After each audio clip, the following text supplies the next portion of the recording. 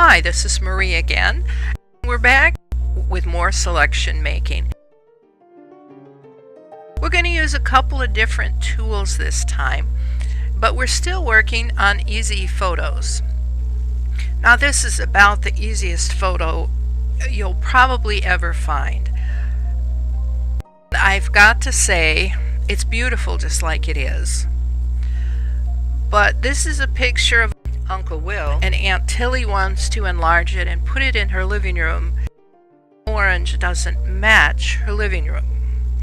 So she has tasked you with putting a new background on it, one that will match. And believe me, you'll hear that someday. I can't buy this, it doesn't match. So we're going to use on this one a tool from the Select menu called Color Range. Now you'll notice we have a box at the top with arrows on it, and anytime you see these arrows, it means there's other options, and if we click them, we can see the other options. If we choose reds, we can get rid of a lot of the red, but not all of it, because there's some yellow in. It's an orange. And you notice we don't have an orange selection. Well, we could try highlights. Well, there's no highlights in there. There are no light colors. They're all medium and dark. So let's try midtones.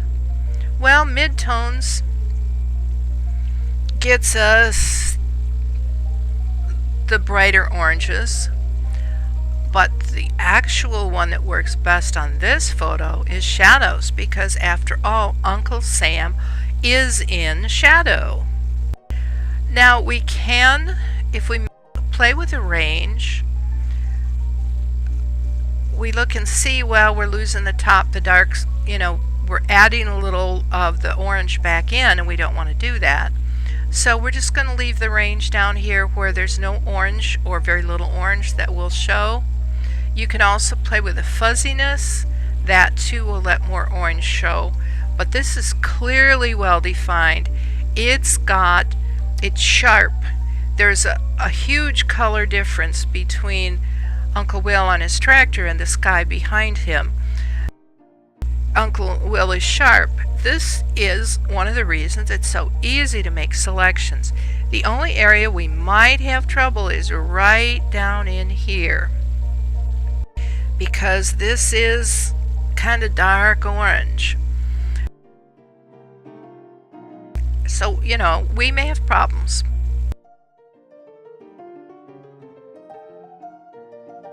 I was going to take one of these eyedroppers, but I see they're grayed out, so apparently I can't use eyedroppers with shadows.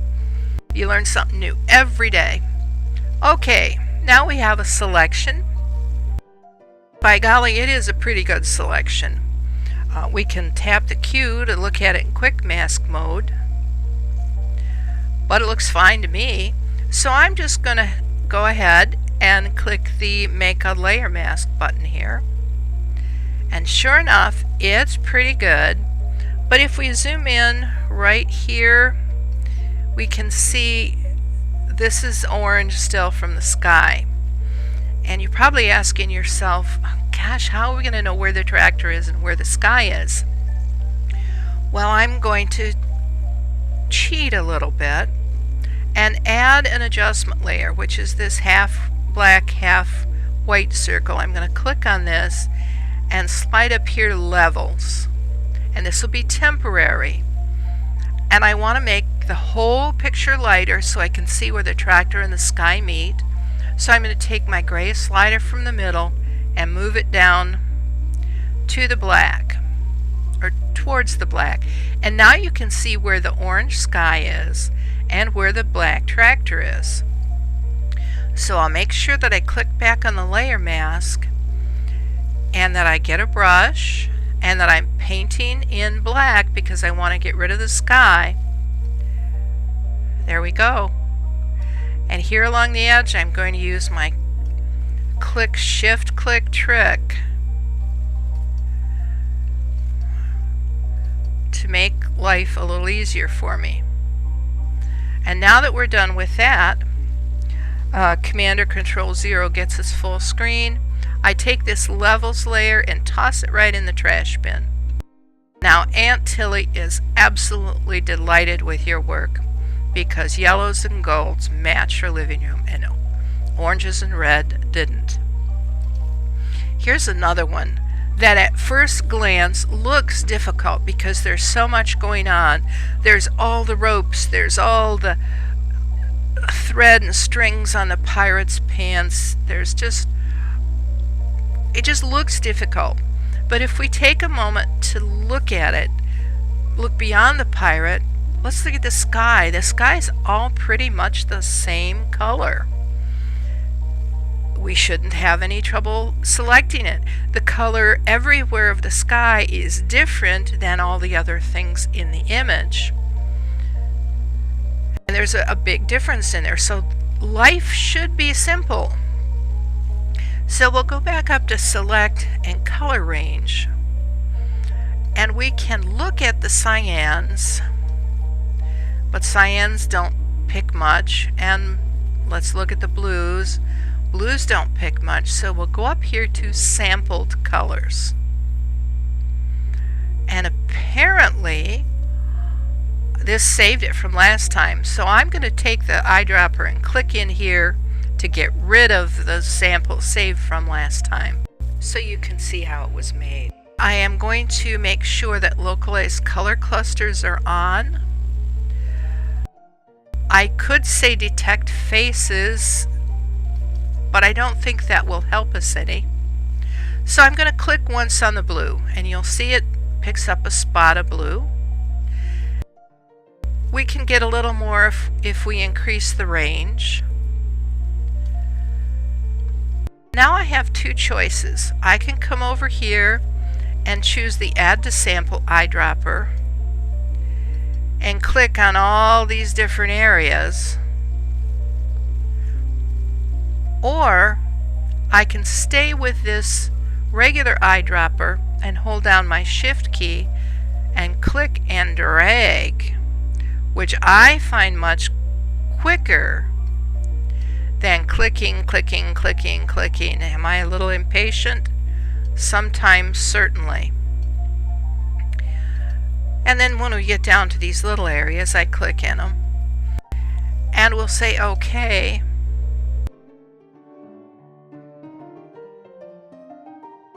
But we have selected the sky.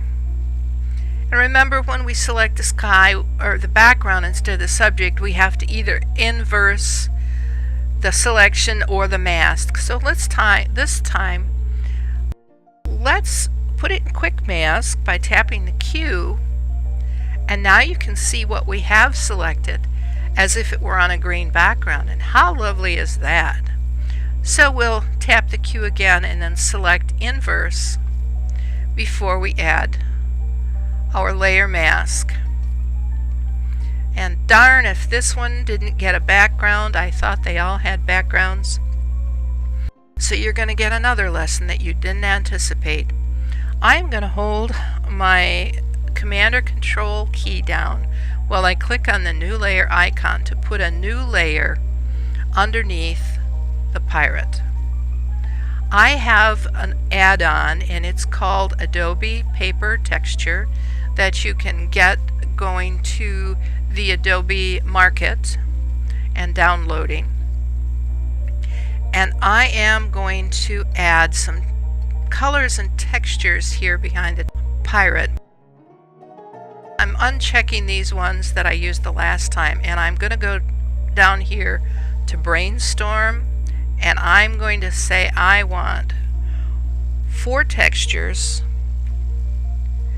and I want you to randomize the blend modes and create me a combination. And it does all sorts of work and runs up and puts on all sorts of textures. Good grief. This is taking long. 3 doesn't take this long. This is the first time I've tried 4. Well, I gotta say I don't like this yellow as the background, so I'm going to move this bluish thing to the top of the stack and change its blend mode to overlay, soft light. Well, Anyways, we've got our background whether we like it or not.